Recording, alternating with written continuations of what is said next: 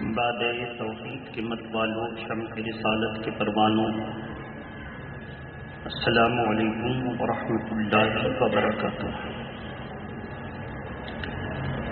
الحمدللہ نحمده ونصلی ونسلم علی رسوله الکریم، اما بعد فأعوذ باللہ من الشیطان الرجیم، بسم اللہ الرحمن الرحیم۔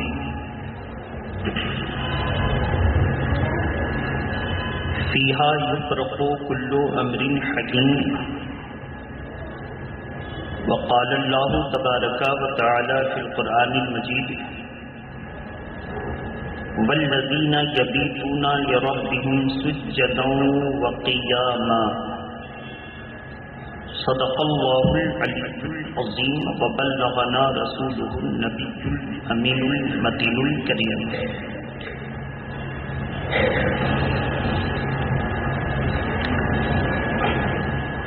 رسول اللہ ہیں جس طرح معظم سب رسولوں میں، رسول اللہ ہیں جس طرح معظم سب رسولوں میں، مکرم یوں ہی شعبان المعظم ہے سب مہینوں میں۔ عزیزان ملت اسلامیہ، آج 7 شعبان المعظم 1443 ہجری کا حسین جمعہ کا دن ہے، مطابق 11 مارچ 2022۔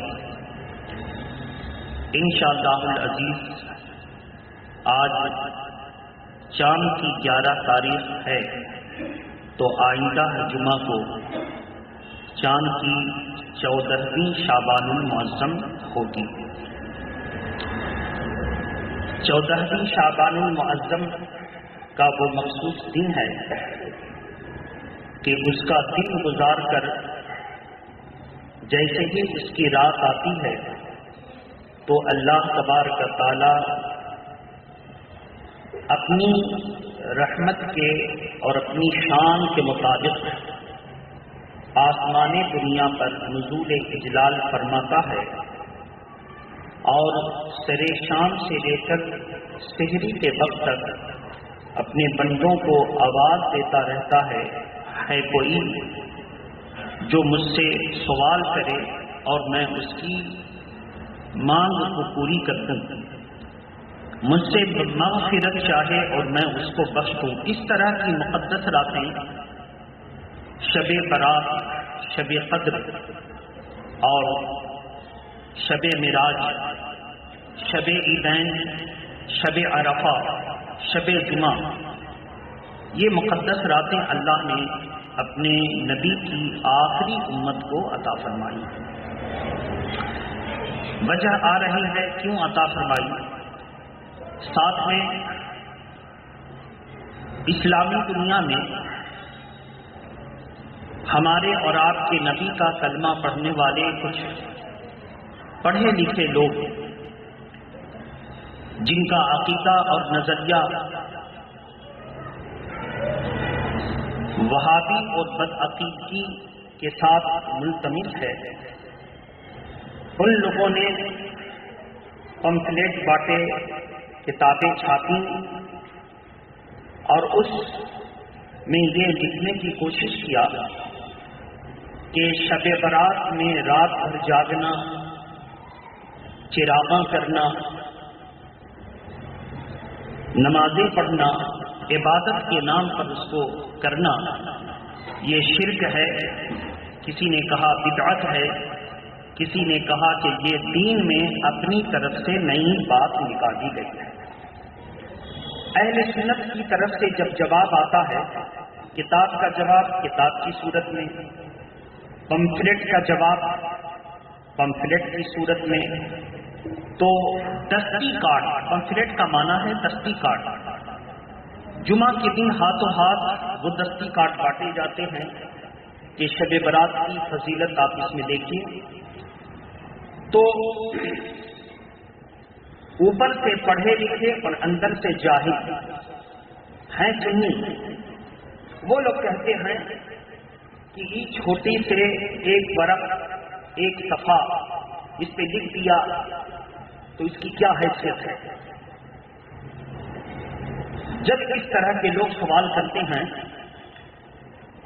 تو اس کا جواب یہ ہے کہ اس میں جو لکھا ہے اس کو آپ پہلے غلط ثابت کریں.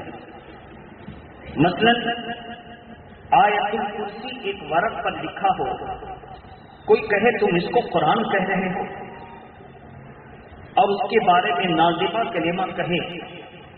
اب سوچ کے دیکھیے کہ خود اس کی اپنی جہالت ہے جو ایک کاغذ کے ٹکڑے پر آیت الکرسی کی فضیلت کا انکار کر رہا ہے، اور جیسے ہی اس نے قرآن کی ایک آیت تو بڑی بات ایک حرف کا بھی انکار کیا جان بوجھ کر کے، اب وہ مسلمان نہ رہا. اس سے پتا چلا کہ جو لوگ اپنے آپ کو دکھاتے ہیں کہ ہم پڑھے لکھے، خاص طور پر اگر یہ کمیٹی میں آ گئے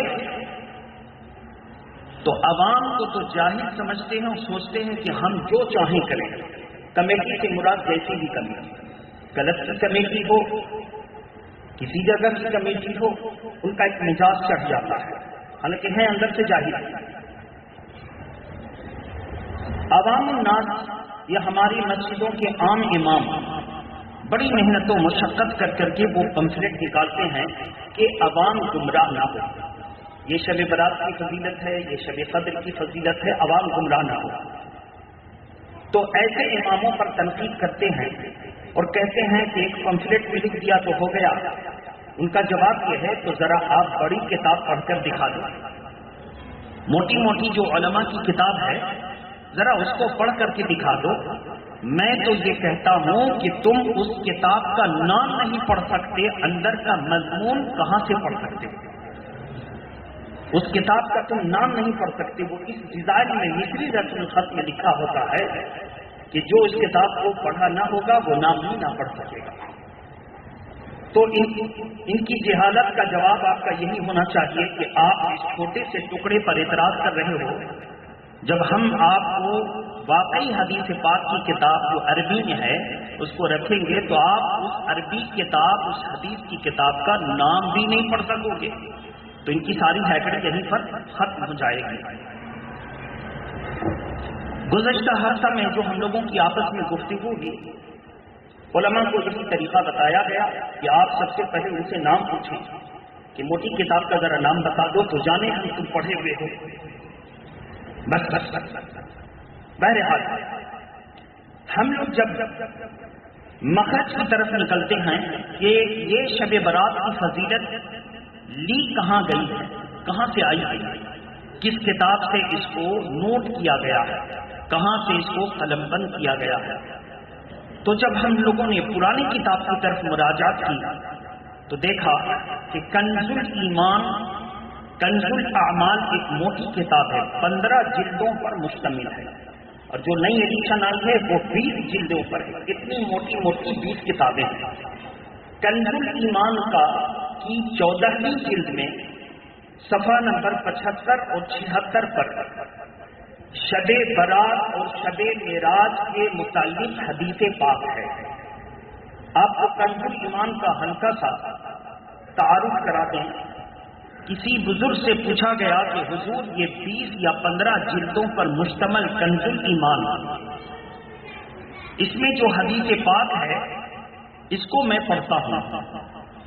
انہوں نے فرمایا کہ پڑھو، کیونکہ جتنی احادیث کریمہ ہیں ان میں کا ما حصل اس کتاب میں ہے. جس نے اس کتاب کو پڑھ لیا گویا کہ وہ حدیث کی مستند ذخیروں کی کتاب کو پڑھ لیا.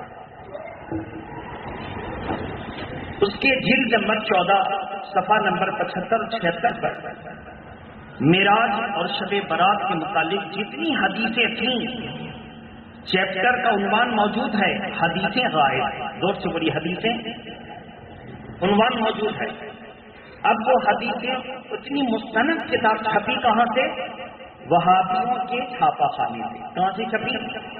تو جان بوجھ کر کے یہ کیا گیا کہ چیپٹر موجود، بابو ما جا فی صلاۃ معراج النبی اور باب ما جاء فی صلاۃ لیلۃ البراءۃ چیپٹر کا عنوان موجود ہے کہ اس بات کا بیان ہے کہ حضور کے معراج کے متعلق اس میں حدیثیں ہوں گی.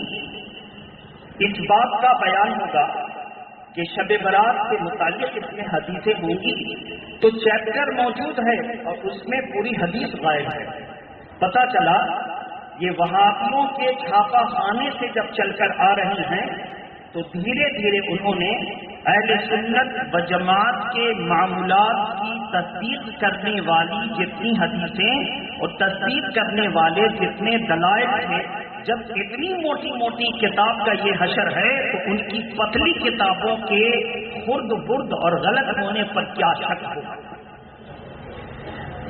تو ہم نہ گھبرائیں، ان کے بدل دینے سے نہیں بدل سکتا، ان کے بدل دینے سے نہیں بدل سکتا.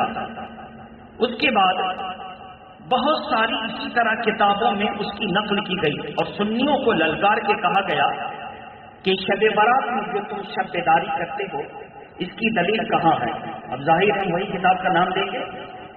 انہی کا جو پڑھا لکھا عالم ہوگا، جو اپنے وہابیوں کے علماء کے اس کثر و بیعت کو، اس بے ایمانی کو جانتا ہوگا تو وہ ہنسے گا، کہے گا اس میں تو ہے یہ نہیں بیٹا، دکھاؤ گے کہاں سے. اب وہ کتاب آپ کو انٹرنیٹ پر تو سب لوڈ ہے، لا کر کے سامنے کرے گا، اسکرین شاٹ لے گا، جلد نمبر 14 میں ذرا دکھا دو کہاں پر ہے. آپ کا ایمان ڈاوا ڈول ہوگا کہ ہمارے مسجد کے امام صاحب نے جو پمفلیٹ بانٹے، میں نے نہیں بانٹا، جس نے بانٹا اس کی حمایت کر رہا ہوں، جو پمفلیٹ بانٹے اس میں حوالہ دیا ہے اور یہاں پر یہ مولانا دکھا رہا ہے تو حوالہ ملتا نہیں. اس کا مطلب ہمارے امام صاحب کا علم ناقص ہے، ادھورا ہے. اب وہ اس پمفلیٹ کی کوئی حیثیت، عزتی ہینڈ بول دیجیے، جو بھی بول دیجیے، عزتی خط کی کوئی حیثیت نہیں، عزتی پرچے کی کوئی حیثیت نہیں. توجہ چاہوں، آپ سمجھ رہے ہیں کہ کہاں کہاں سے یہ گھوٹالا ہو رہا ہے. بہرحال اسی طرح حضور صلی اللہ علیہ وسلم کے معراج کے تعلق سے حدیثوں کو، میلاد النبی کے تعلق سے جتنی حدیثیں ہیں، مستند حدیثوں کی کتاب سے اس کو دھیرے دھیرے نکالا جا رہا ہے. اور یہ سب سعودی حکومت کے ریال پر سعودی نجدی حکومت کروا رہی ہے، کیونکہ ایک ملک کا مالدار حصہ اور پیٹرو ڈالر کی طاقت ان کے پاس موجود ہے، حکومت بھی ان کی ہے، تو وہ جو چاہے کر رہے ہیں.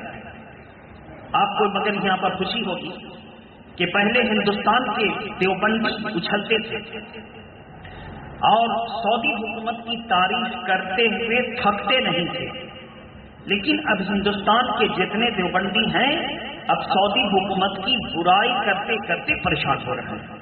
وجہ کیا ہے؟ وجہ یہ ہے کہ نیا جو بادشاہ آیا ہے محمد بن سلمان، اس نے دیوبندیوں کے لٹریچر پر پابندی لگا دی ہے. کیا لگا دی ہے؟ بین. پابندی سے عاجز ہو کر جو دیوبندی پہلے تعریف کرتے تھے اب وہ برائیاں کر رہے ہیں. پابندی اس وجہ سے ہے، ایک آسان جملے میں سمجھ لیجیے، ان کی کتابوں میں ان کے خاندان کے بڑے بزرگوں کی کرامت لکھی ہے اور قبر کی کرامت. لکھا یہ ہے کہ ہمارے خاندان کے فلاں بزرگ کا انتقال ہوا تو ہم لوگ فاتحہ پڑھ کر آ گئے. تیجا میں ہم لوگ جب فاتحہ پڑھنے کے لیے گئے تو دیکھا کہ قبر پر سے مٹی غائب ہے. قریب ہے کہ اندر کا حصہ نظر آ جائے. ڈرے، مٹی بہت ساری منگوائی ڈلوائی. پھر 2-3 دن کے بعد جاتے ہیں، دیکھتے ہیں پھر مٹی ہٹ گئی، غائب ہے مٹی. پتا کیا مٹی کہاں گئی؟ تو پتا چلا کہ یہ قبر کی مٹی لے جا کر جو جس مقصد کے تحت کھاتا ہے، کھا کے شفا بنا کر اس کو شفا مل جاتی ہے. اس لیے لوگ تبرک سمجھ کر کے مٹیاں لے جا رہے ہیں۔ دیوبندیوں کے اپنے خاندان کے مرحوم، ان کی نظر میں اپنے خاندان کے بزرگ کی قبر کی یہ کرامت جب وہابیوں نے پڑھی ان کی کتاب میں تو کہا اچھا، اہل سنت و جماعت کے لوگ جو ہیں اگر غوث اعظم کے قبر کی اس طرح کرامت بیان کریں تو تم کہتے ہو شرک ہے، شفا اللہ دیتا ہے، قبر کی مٹی میں شفا نہیں، شفا اللہ دیتا، اس طرح کہتے ہیں، اور تم اپنے خاندان کے بزرگ کے قبر کی مٹی کی کرامت جو بیان کرو تو یہ شرک نہیں ہوا؟ بس سعودی نسلی حکومت کا محکمہ ایکٹیو ہوا اور اس نے اپنے مفتیوں کو جمع کر کے گورنمنٹی فتویٰ جاری کروایا اور دیوبندیوں پر بین لگا دی۔ کیا لگا دیا؟ یہ ہے اصل مسئلہ۔ بہت ساری بات ہے، ایک اس میں سے ہم نے ٹچ کیا ہے اور آپ کے سامنے بیان کیا، اس پر پابندی لگا لیں۔ اب یہ لوگ بلا رہے ہیں کہ اب کیا ہوگا، اب کیا ہوگا۔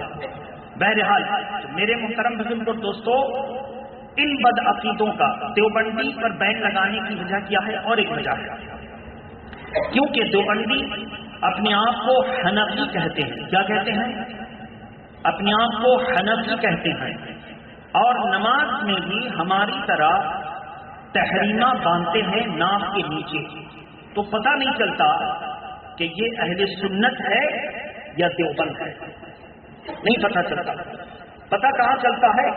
جب ہم ان کے عقائد کو دیکھتے ہیں۔ عقیدہ وہابیوں کا جیسا عقیدہ، دیوبندیوں کا بھی ویسا عقیدہ، لیکن فقہ کے معاملے میں ہم بھی حنفی، وہ بھی حنفی۔ تو جب اتنا زیادہ ہم لوگوں میں شک ہو گیا، اب پہچانے کیسے کہ دیوبندی بدعقیدہ ہے؟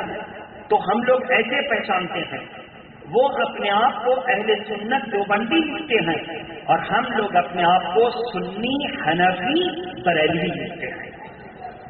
ہم لوگ اپنے آپ کو بریلوی ہم ہیں نہیں، بریلوی میں پیدا نہیں تھے، مگر ہمارے مذہب کی جو پہچان ہے، جب ہمارے دشمنوں نے اس کو ہمارے لیے کہا یہ بریلوی ہے تو ہم نے فخر سے کہا ہاں ہم بریلوی ہیں۔ ہم نے فخر سے کہا، کس وجہ سے کہا؟ کیونکہ اہل سنت دیوبندی اور اہل سنت بریلوی میں کوئی فرق محسوس نہیں ہو رہا تھا، تو دیوبندی کا لفظ کہہ کے بتا دیا گیا کہ یہ بدعقیدہ ہے، اور اہل سنت بریلوی کا لفظ کہہ کے بتا دیا گیا کہ یہ خوش عقیدہ ہے۔ اہل سنت دیوبندی کا لفظ کہہ کے بتا دیا گیا کہ اس کا عقیدہ ہے کہ حضور مردہ ہیں، اور اہل سنت بریلوی کہہ کے بتا دیا گیا کہ ان کا عقیدہ ہے کہ حضور زندہ ہے۔ اہل سنت دیوبندی کہہ کر بتا دیا گیا کہ یہ شب برات کے ماننے والے نہیں، اہل سنت بریلوی کہہ کے بتا دیا گیا کہ یہ شب برات کے منانے والے ہیں۔ اس کو ذہن میں رکھیے۔ ان پرانی کتابوں میں جو حادثہ ہوا میں نے ہلکا سا آپ کے سامنے رکھا ہے، لہذا علماء پر بھی اور عوام الناس پر بھی ضروری ہے کہ آپ انٹرنیٹ کے ذریعے اور آپ آن لائن کتابوں کی بکنگ نہ کریں۔ کسی کی کتاب، چاہے وہ قرآن کا نسخہ ہو، چاہے وہ حدیث پاک کا ہو، کتابوں کی بکنگ نہ کریں۔ اپنے سنی صحیح العقیدہ علماء سے پہلے پوچھیں، کتاب کا نام، رائٹر کا نام، پبلشر کا نام آپ نوٹ کریں، اور اسی کتاب کو آپ نے، جس کتاب کو سنی نے لکھا، سنی نے چھاپا اور سنی نے اس کو جو ہے ڈسٹریبیوٹ کیا۔ اگر ایسا نہیں ہوگا تو آپ کو ہم ایک اور بڑے حادثے میں بہت مختصر سے بتا دیں۔ ہدایت بخشش کن کی کتاب ہے؟ زور سے بولیے۔ اعلیٰ حضرت کی نعتیہ دیوان ہے، اعلیٰ حضرت کے نعت پاک۔ اب تو آپ زور سے بولتے نہیں تو ہم کو تو یہی لگے گا کہ بہت سے لوگ شک میں ہیں کہ کیا بولیں، یہ ہدایت بخشش کس کی کتاب ہے؟ اور یقین کیجئے ابھی ہم اگر کسی سے پوچھیں تو اکثر لوگ نہیں بتا پائیں گے کہ ہدایت بخشش ہے کیا۔ یہ تو ہماری تعلیم کا معاملہ ہے، یہ ہمارے علم کا جو ہے یہ گہرائی ہے کہ ہم کو معلوم نہیں۔ بہرحال ہدایت بخشش وہ کتاب ہے جس میں اعلیٰ حضرت کی تمام نعت پاک اور منقبت کو جمع کیا گیا. گویا اعلیٰ حضرت کے نعت پاک اور منقبت کی یہ دیوان ہے. بہرحال ہدایت بخشش اعلیٰ حضرت کے وصال کے بعد تیسری جلد جب بامبے میں چھپی تو اتفاق سے پریس جس چھاپا خانے میں چھپی وہاں کا کاتب وہابی تھا. کون تھا؟ اور وہاں کا انتظامیہ جو اس کا مینیجر تھا وہ بھی وہابی تھا. اس نے بڑی چالاکی سے کیا کیا کہ ہدایت بخشش کے تیسرے حصے میں اس نے ایک ایسے اشعار کو لگا دیا جس اشعار کا مقصد کچھ اور تھا لیکن وہ فضیلت تھی حضرت عائشہ کی. اور وہ اشعار جو تھے وہ فحاشی پر مبنی تھے اور فضیلت کن کی تھی؟ عائشہ صدیقہ کی.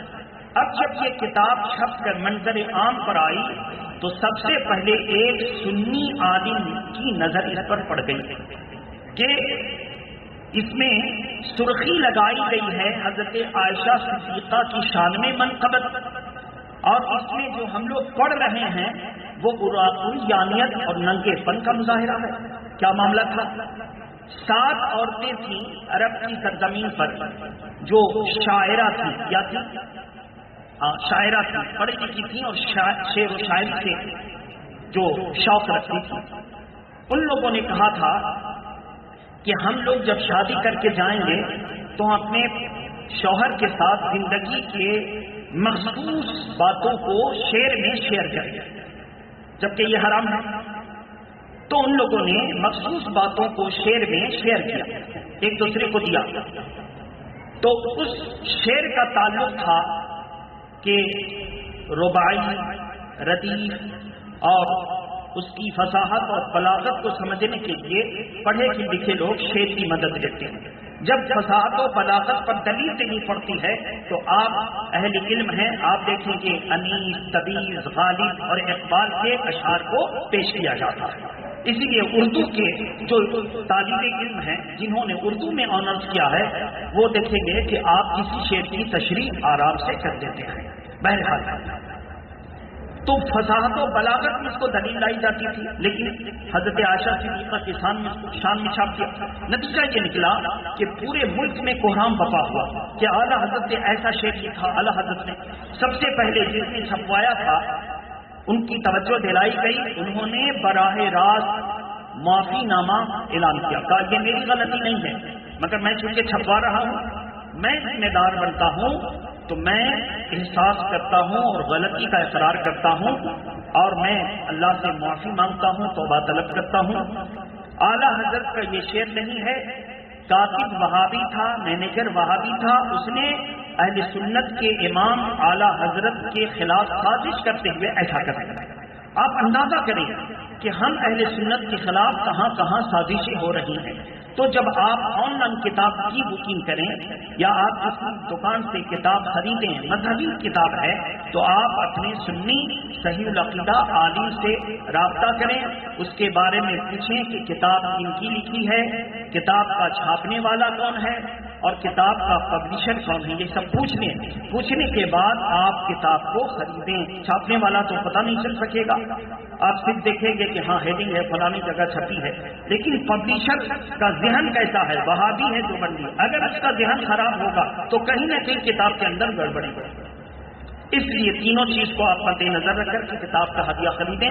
بہرحال آج مجھ کو یہ بتانا تھا کہ شب برات کے خلاف سازشیں ہو رہی ہیں. سوال یہ ہے کہ شب برات میں شب برات منانا جائز ہے یا نہیں. ہم مختصر میں آپ کے سامنے حضور کی واضح حدیث پاک لا کر کہہ دیں گے جس کو ان لوگوں نے کنز الایمان کی 14ویں جلد میں مٹا دیا تھا. اسی پرانے ایڈیشن کے کنز الایمان کے اس جلد کی بات ہم آپ کے سامنے رکھ کر بتانا چاہیں گے کہ شب برات میرے آقا نے قبرستان میں بھی منائی تھی اور اپنے گھر میں بھی منائی تھی. درود شریف پڑھیں. اللہم صل علی سیدنا شفیعنا حبیبنا مولانا محمد وآلہ واصحابہ وبارک وسلم. صلاۃ و سلام علیک یا رسول اللہ صلی اللہ علیہ وسلم. شب برات اللہ کے پیارے نبی نے قبرستان میں منائی تھی. اس کی دلیل اللہ کے پیارے نبی صلی اللہ علیہ وسلم باہر سے تشریف لائے، ابھی کپڑے اتار ہی رہے تھے کہ جبریل امین نے حضور صلی اللہ علیہ وسلم کی بارگاہ میں حاضری دی. کہا یا رسول اللہ آپ ابھی آرام نہ کریں. تو کپڑے اتار کر لحاف میں چلے گئے تھے حضور. لحاف سے نکلے اور خاموشی کے ساتھ وضو کیا اور قبرستان چلے گئے. جب حضور کے جانے کی آہٹ عائشہ صدیقہ پاتی ہیں تو ان کو گمان گزرا کہ اللہ کے پیارے نبی کہاں تشریف لے جا رہے ہیں، ذرا چل کر دیکھیں. تو دیکھا چونکہ مدینہ شریف کا جو قبرستان ہے وہ حضور کے روضے کے بڑا قریب ہے، جنت البقیع.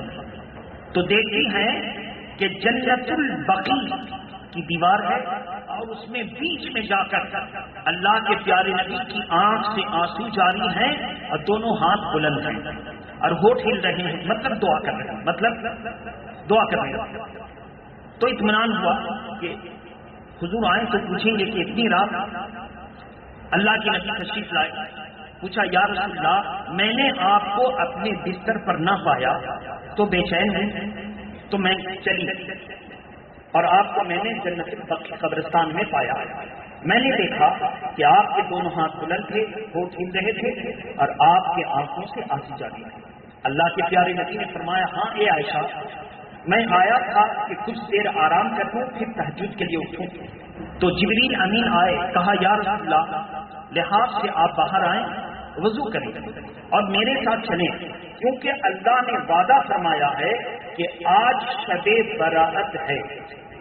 کہیے شب براءت، برات کو بول دیتے ہیں، شب براءت ہے. چلیں آج کے دن اللہ تبارک تعالیٰ دو براءتیں ظاہر فرماتا ہے. ایک کہ نیکوکار گناہ سے دور ہو جاتے ہیں، برات کا مطلب دور ہونا. دوسرا نیکوکار گناہ سے دور ہوتے ہیں اور بدکار نیکیوں سے دور ہو جاتے ہیں. بدکار نیکیوں سے دور ہو جاتے ہیں. تو یا رسول اللہ آپ اپنی امت کے گناہگاروں کے لیے اور خاص طور پر مرحومین کے لیے آپ جو دعا کریں گے اللہ اسے قبول فرمائے گا. تو چلیے قبرستان. تو اے عائشہ اسی لیے میں قبرستان گیا تھا اور میں نے رو رو کر کے اللہ سے دعا کی تو اللہ تعالیٰ نے فرمایا آپ کی آدھی امت کی بخشش کر دی گئی.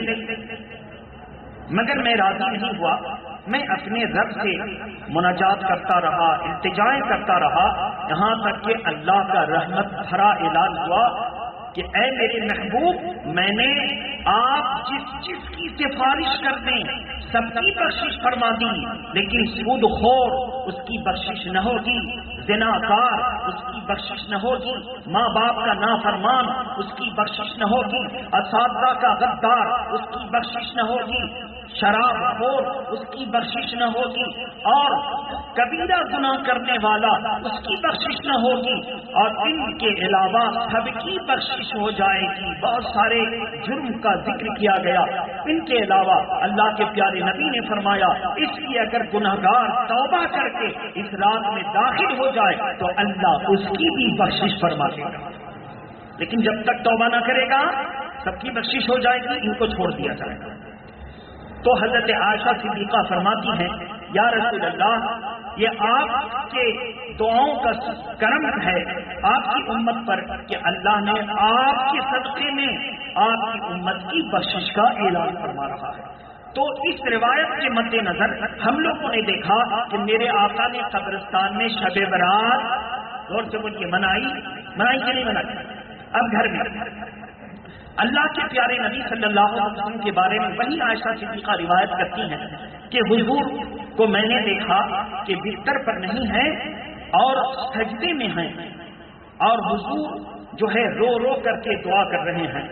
تو پھر خاموش ہو گئے. تو میں ڈری کہ کہیں روح تو پرواز نہ کر گئی. تو میں نے جا کر حضور کے انگوٹھے کو چھوا تو انگوٹھے میں حرکت ہوئی اور حرکت ہوئی تو حضور دھیرے دھیرے دعا کر رہے تھے اے اللہ میں تیرے غضب سے تیری رحمت کی طرف آ رہا ہوں، اے اللہ میں تیری ناراضگی سے تیرے رضا کی طرف آیا ہوں، اے اللہ میں تیرے عذاب سے تیری مہربانی کی طرف آیا ہوں۔ اس طرح دعا کر رہے ہیں تو حضرت عائشہ صدیقہ انتظار کرتی ہیں۔ جب دعا ختم ہو گئی تو اللہ کے پیارے نبی نے فرمایا، اے عائشہ آج وہ مقدس رات ہے کہ اللہ تبارک تعالیٰ نے جبریل کو بھیج کر ہمیں حکم دیا کہ آپ اپنے رب کی بارگاہ میں دعا کریں، آپ جو دعا کریں گے اللہ قبول فرما لے گا۔ اس لیے اے عائشہ یہ ہے شب برات، میں آج کی رات کو اللہ سے مناجات کر رہا تھا، پتہ چلا گھر میں بھی میرے آقا نے شب برات منائی اور قبرستان میں بھی میرے آقا نے شب برات منائی۔ تو بہرحال سچائی میں نے آپ کے سامنے رکھی ہے، آنکھ کان ایک دم کھلی رکھیں، کسی بد عقیدے کے بہکاوے میں نہ آئیں۔ اہل سنت و جماعت کا جو عقیدہ ہے وہ قرآن اور حدیث کے مطابق ہے۔ اگلے جمعہ کو انشاءاللہ اس پر ہم وضاحت کریں گے۔ وآخر دعوانا ان الحمد للہ رب العالمین۔ السلام علیکم۔